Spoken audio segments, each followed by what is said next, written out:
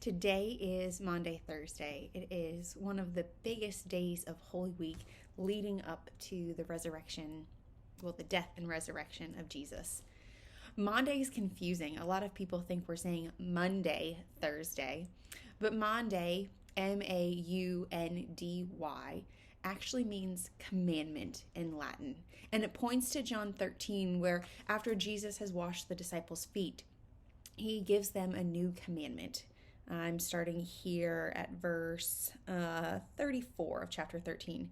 I give you a new commandment, that you love one another. Just as I have loved you, you should also love one another. By this, everyone will know that you are my disciples, if you have love for one another. That night, at the Passover meal, after Jesus has served them with love and action by washing their feet, he gives them this commandment to love one another. It is the crux of our Christian faith.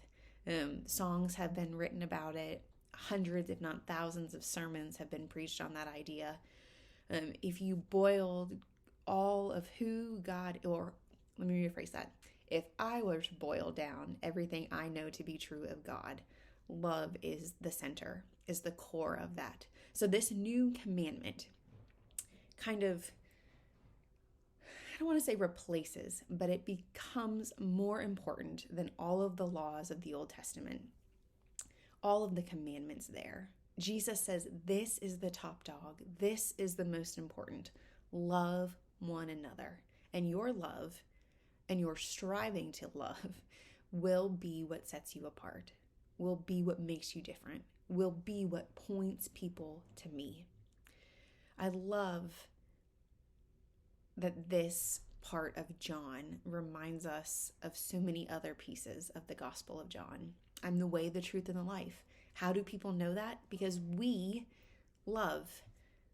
Jesus washes feet. Why? Because he loved them and wanted to serve them. Death on the cross is about love. And embracing and wholeness. So this night that we celebrate with a meal like Jesus did with his disciples, and a worship service with communion, again, like Jesus did with his disciples, this is the night when Christ, our Savior and Messiah, gave a new commandment to love as he loved. Before he surrendered himself to those who would kill him, which in turn, out of love, sets us free from sin and death forever. That's why we worship this day. That's why it's important, because there is a new way of being. And because of what comes in the next few days that we know the ending to, we know the whole trajectory. And we know that it's because of love.